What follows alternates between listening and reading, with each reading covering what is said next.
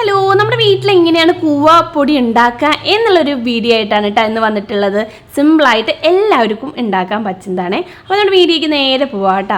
നമ്മളൊരു 3 കിലോൻ്റെ കൂവയാണ് മേടിച്ചിട്ടുള്ളത്. അതിൻ്റെ തൊലി ഇങ്ങനെ ചെത്തിക്കളയണം കേട്ടോ. ഒരു ഉള്ളിത്തൊലി പോലെയായിട്ടാണ് ഇതിൻ്റെ തൊലി കളയുക.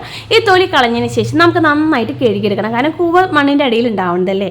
അപ്പോൾ ഈ നന്നായിട്ട് നമുക്ക് വെള്ളത്തിൽ 2-4 പ്രാവശ്യം കഴുകി നന്നായി ഒരതി കൊടുക്കണം. എന്നാലാണ് നമ്മുടെ ഈ കൂവയിലുള്ള ചെളിയോ മണ്ണോ കാര്യങ്ങൾ എല്ലാം പോവുള്ളൂ കേട്ടോ. അടുത്തൊരു സ്റ്റെപ്പാണ് നമുക്ക് ഈ കൂവകൾ അരിഞ്ഞ് കഷ്ണങ്ങളാക്കുക എന്നുള്ളതാണ് കേട്ടോ.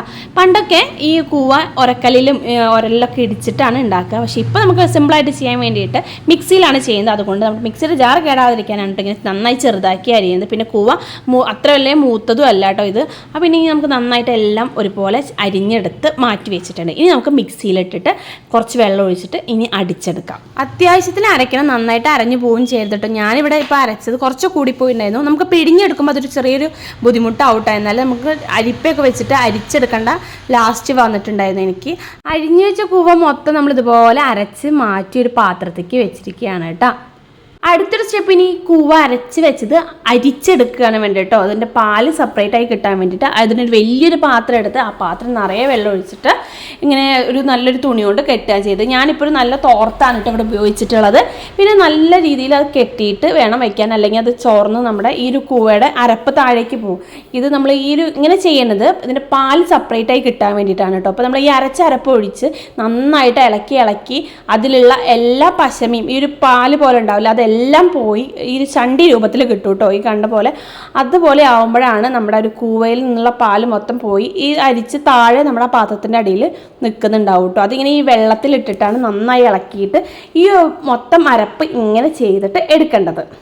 ഇങ്ങനെ ആ ഒരു കൂവ അരച്ചതിൻ്റെ പാലെടുത്ത് മാറ്റിയതിന് ശേഷം നമ്മുടെ ഈ ഒരു തുണി അതിൻ്റെ മുകളിൽ നിന്ന് എടുത്ത് മാറ്റിയിട്ട് ആ ഒരു പാത്രം ഇളക്കാതെ വെക്കണം കേട്ടോ. അതിൻ്റെ മുകളിൽ നിറയെ വെള്ളം ഉണ്ടാവും. ആ വെള്ളം ഒന്ന് ഇളക്കാതെ വെച്ചിട്ട് അതൊരു 5-6 മണിക്കൂർ കഴിഞ്ഞതിന് ശേഷം ആ മുകളിലത്തെ വെള്ളം ചെരിച്ച് കളയപ്പോഴേക്കും നമ്മുടെ ഈ കൂവയുടെ പൊടി വന്നിട്ട് അടിയിൽ ഇങ്ങനെ വെള്ളത്തിൻ്റെ അടിയിൽ നല്ല കട്ടിയിലുണ്ടാവും കേട്ടോ. അപ്പോൾ പാത്രം പെട്ടെന്ന് ചെരിച്ച് കളഞ്ഞിട്ടുണ്ടെങ്കിൽ ആ ഒരു വെള്ളം മാത്രം പോയിട്ട് ആ പൊടി നല്ല കട്ടിയിൽ തന്നെ നിൽക്കുന്നുണ്ടാവും കേട്ടോ.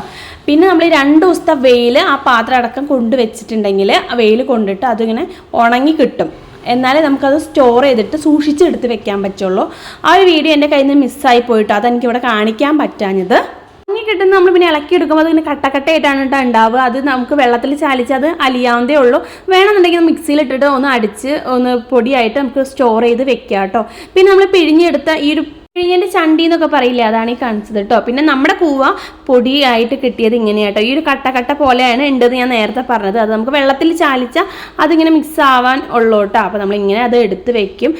ഈ ഒരു പൊടി ഫ്രിഡ്ജിൽ വെക്കണം എന്നില്ല, പുറത്ത് വെച്ചാലും മതി. നമ്മൾ പുറത്താണ് വെക്കാറ്. അപ്പോൾ ഇത്രയും സിമ്പിളായിട്ട് നമ്മുടെ വീട്ടിൽ തന്നെ നല്ല മായില്ലാത്ത കൂവപ്പൊടി ഉണ്ടാക്കാം. അപ്പം നിങ്ങളും ട്രൈ ചെയ്ത് നോക്കൂ. ഇനി അടുത്തൊരു നല്ലൊരു വീഡിയോ ആയിട്ട് വരുന്നത് എല്ലാവർക്കും ബൈ.